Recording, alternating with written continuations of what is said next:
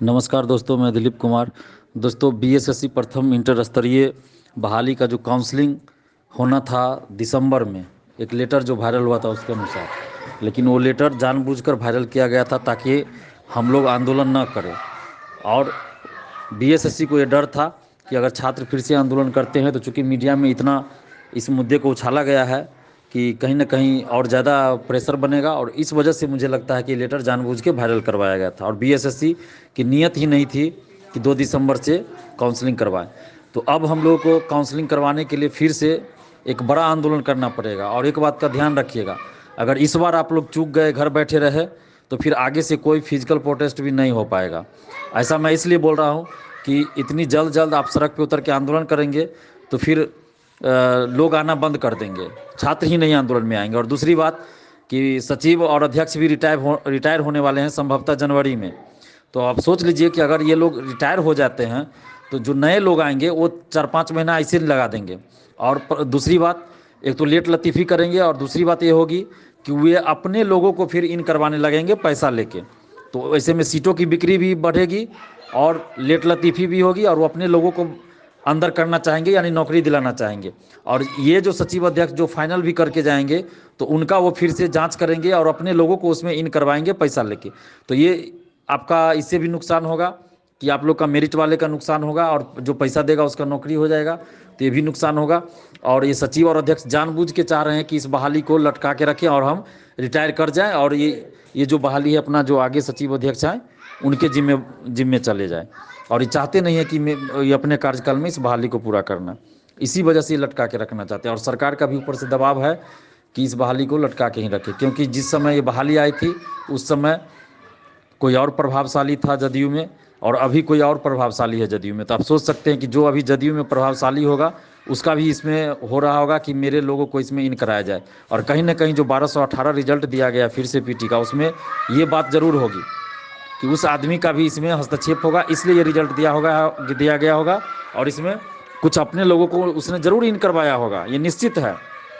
नहीं तो आप दुनिया के किसी भी प्रतियोगी परीक्षा में ऐसा उदाहरण नहीं देखे होइएगा कि सब कुछ हो जाए, सिर्फ काउंसलिंग होना हो तब पीटी का रिजल्ट आता हो, ऐसा नहीं होता है। और दूसरी बात एक और भी है कि कोरोना का नया वेरिएंट आ रहा है, तो इस वजह से कुछ समय बाद हो सकता है कि भारत में लॉकडाउन लग जाए या बिहार में लॉकडाउन लग जाए, या लॉकडाउन नहीं भी लगे तो धरना प्रदर्शन आंदोलन पे रोक लगा दिया जाएगा। तो ऐसी परिस्थिति में आप आंदोलन भी नहीं कर पाएंगे, और कोरोना का बहाना बना के फिर 5 महीना 6 महीना इस बहाली को भी टाल दिया जाएगा, काउंसलिंग भी नहीं करवाया जाएगा। और इस बहाली में जितना लेट होगा उतना समझिए कि सीटों की बिक्री होगी और उतना धांधली होगा। तो इसलिए ज़रूरत है कि जल्द से जल्द इसका काउंसलिंग हो और जल्द से जल्द फाइनल रिजल्ट आए, अन्यथा जितना लेट होगा उतनी बड़ी धांधली होगी, उतना सीट बिकते जाएगा। तो अब आप लोगों को सोचना पड़ेगा। हम तो आंदोलन के लिए हमेशा तैयार हैं, लेकिन 15 नवंबर को आप ही लोग बहुत कम संख्या में आए, जिसका वजह से आयोग मनमानी कर रही है। तो आगे अगर जब भी आप आंदोलन कीजिए अगला सप्ताह में, तो उसमें संख्या रहनी चाहिए। अगर संख्या फिर कम होगी तो फिर कोई असर नहीं होगा। कम संख्या में आंदोलन करने से कोई फर्क नहीं पड़ता है, इस बात का हमेशा ध्यान रखिए। और आप लोग जहां चाहेंगे वहीं आंदोलन होगा, और जिस डेट पे चाहेंगे उसी डेट पे आंदोलन होगा, लेकिन डेट वैसा होना चाहिए जो कि सर्वसम्मति से तय हो, और हम लोग को एकजुट होने का भी थोड़ा समय मिले, वैसा डेट होना चाहिए। ये नहीं कि एकदम नज़दीक रख दिए, जैसे 15 तारीख वाला रख दिया गया था। तो वैसा भी नहीं हो कि हर बारी में नज़दीक डेट रख दिया जाए और प्रचार भी नहीं ज़्यादा हो पाए, और लोग भी ज़्यादा ना आ पाए, ऐसा नहीं होना चाहिए। जो भी डेट रखिए सोच समझ के रखिए कि उस दिन कोई ज़्यादा मतलब फंक्शन वगैरह ना हो, पर्व त्यौहार ना हो, पंचायत चुनाव ना हो। तो ये सब का भी ध्यान रखिए। और संख्या ज़्यादा होनी चाहिए, क्योंकि होता क्या है कि ग्रुप में मैसेज या यूट्यूब पे कमेंट बहुत लोग करते हैं कि ये कर देंगे वो कर देंगे, लेकिन जब सड़क पे आंदोलन होता है ना तो कोई नहीं आते हैं वो लोग, अधिकतर लोग ऐसे नहीं आते हैं, सिर्फ यूट्यूब पे कमेंट कर देंगे, घर बैठे कमेंट कर देंगे। तो अगर अब की बार भी ऐसे ही करते रहिएगा सब लोग, जो लोग आंदोलन में आते हैं वही लोग लगातार आंदोलन में आते हैं। ऐसा देखा गया है कि जो लोग आंदोलन में आ रहे हैं वही लगातार आ रहे हैं, कुछ नए लोग आते हैं, बाकी वही लोग हमेशा आते हैं आंदोलन में। तो इस तरह से नहीं होगा, आप लोग को आना पड़ेगा। जो लोग भी अभी तक आंदोलन में नहीं आते हैं तो आप सोचिएगा कि घर बैठे हम जॉब ले ले, तो आप भूल जाइए इस बात को। आपको 2023 में भी 2022 आने वाला है ना, 2022 में पूरा हो पाएगा कि नहीं हो पाएगा ये भी कहना मुश्किल है अगर आप लोग घर बैठे रहे तो, क्योंकि कोरोना का नया वेरिएंट आ रहा है। तो वैसे भी 7 महीना 8 महीना सब कुछ फिर डिस्टर्ब होगा, लॉकडाउन लगेगा, और लॉकडाउन नहीं भी लगेगा तो धरना प्रदर्शन इन सब पे रोक लग जाएगा, काउंसलिंग बंद हो जाएगा, उसको बहाना मिल जाएगा। तो आप लोग सोचिए। और जहाँ तक मेरा सवाल है तो हम आप लोग के साथ हमेशा है, पहले भी थे और अभी भी आगे भी रहेंगे। बस आप लोग एकजुट होइए और एकजुट होकर अगला सप्ताह किसी डेट पे हम लोग बात कर रहे हैं और जल्द ही कल तक डेट फाइनल हो जाएगा और उसका अनाउंसमेंट कर दिया जाएगा कि किस डेट को आंदोलन होगा। बस आप लोग एकजुट रहिए और अपने से प्रयास कीजिए, अपने से प्रयास कीजिए कि आप ज़्यादा से ज़्यादा स्टूडेंट्स को इस आंदोलन में ला सके। इसके लिए आप अभी से प्रयास कीजिए। अगला सप्ताह किसी भी दिन आंदोलन होगा, चाहे वो 7 को हो, 8 को हो या 9 को हो, इसी तीनों डेट में से किसी भी दिन आंदोलन होगा, ये तो निश्चित है। तो डेट कल अनाउंस कर दिया जाएगा सर्वसम्मति से कि किस डेट पे आंदोलन होगा, ये कल अनाउंस हो जाएगा। हम वीडियो बना के भी सब चैनल पे चलवा देंगे, सब जगह चल जाएगा। लेकिन आप लोग पहले यूनाइट होइए, क्योंकि संख्या ज़्यादा ज़रूरी है। मैं बार बार इसलिए बोल रहा हूँ कि अगर संख्या नहीं होगी तो फिर आंदोलन करने का कोई फर्क बीएसएससी पर नहीं पड़ेगा। तो इसीलिए आप लोग सिर्फ और सिर्फ इतना प्रयास कीजिए कि ज़्यादा से ज़्यादा लोग आइए, घर बैठे मत रहिए इस बार। और ये भी प्रयास कीजिए कि आप कुछ लोगों को भी लेके आ सके, और अभी से प्रयास कीजिए, लोगों को बताइए कि अगर आप नहीं आते हैं तो फिर ये बहाली 2022 लास्ट तक में पूरा भी हो पाएगा कि नहीं हो पाएगा ये भी कहना मुश्किल है। लेकिन सीट बचेगा कि नहीं बचेगा ये कहना बहुत मुश्किल है। कितना सीट बिक जाएगा ये भी कोई नहीं बता सकता है, क्योंकि नए नए लोग जब इसमें आएंगे तो अपने लोगों को इन करवाना शुरू करेंगे। तो आप लोग समझ जाइए, खुद समझदार हैं। हम बार बार इस चीज़ को आप लोग को आगाह कर रहे हैं। जैसे आप दरोगा बहाली में देख रहे हैं कि ओएमआर सीट का कार्बन कॉपी मांगा जा रहा है, तो अब बोला जा रहा है कि नीलामी की प्रक्रिया चल रही है इसलिए आपको नहीं दे सकते, यानी कि खुलेआम उसमें भी गुंडागर्दी हो रही है। तो आप सोचिए कि जिस बहाली में पेपर लीक हुआ, सचिव अध्यक्ष जेल गए, 9 मंत्री या 23 विधायकों का नाम इसमें आया था, तो उस बहाली में कितना धांधली हो रहा होगा अब आप खुद सोचिए। तो जितना लेट होगा इसमें उतना ज़्यादा धांधली होगा, उतना ज़्यादा सीट बिकेगा। तो ये आप लोग पे डिपेंड करता है कि आप लोग अब कितना जल्द इस बहाली को पूरा करवाना चाहते हैं। हम बार बार आप लोगों से यही बात बोल रहे हैं कि संख्या बड़ी चीज़ है।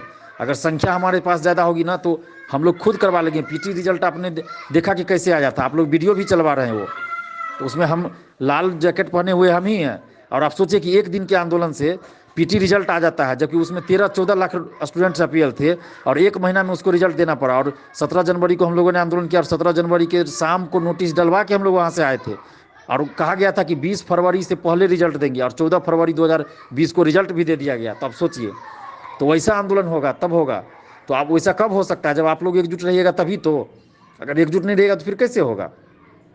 तो सिर्फ और सिर्फ आंदोलन के वजह से ही बहाली अभी तक पहुंची। आप लोग खुद वीडियो चला रहे हैं 3-4 दिन से, तो उससे भी थोड़ा सा जो लोग नहीं आते हैं आंदोलन में, जो आते हैं उनके लिए तो ठीक है, लेकिन जो नहीं आते हैं उनको भी ये सोचना चाहिए कि जब आपके लिए पीटी आंदोलन के लिए इतना हम लोग कर चुके हैं और आगे भी कर रहे हैं, तो क्या आप घर बैठे रहिएगा? आपको नहीं इतना लगता है कि आपको आना चाहिए? कम से कम एक बार अपनी अंतरात्मा से भी आप पूछिए, जो लोग आंदोलन में नहीं आते हैं वो लोग अपनी अंतरात्मा से पूछिए कि आप लोग को क्या लगता है कि आप लोग सही कर रहे हैं, कि कोई आपके लिए सड़क पे उतर के आंदोलन कर रहा है, दिन रात पसीना बहा रहा है, ठंडा में भी पसीना बहा रहा है, और आप घर बैठे चाहते हैं कि सब कुछ मिल जाए। तो कैसे ये संभव है? जो लोग जॉब में हैं और वो चाहते हैं इस बहाली में नौकरी लेना, बिहार में नौकरी लेना, तो वो भी एक दिन का छुट्टी लेके आइए।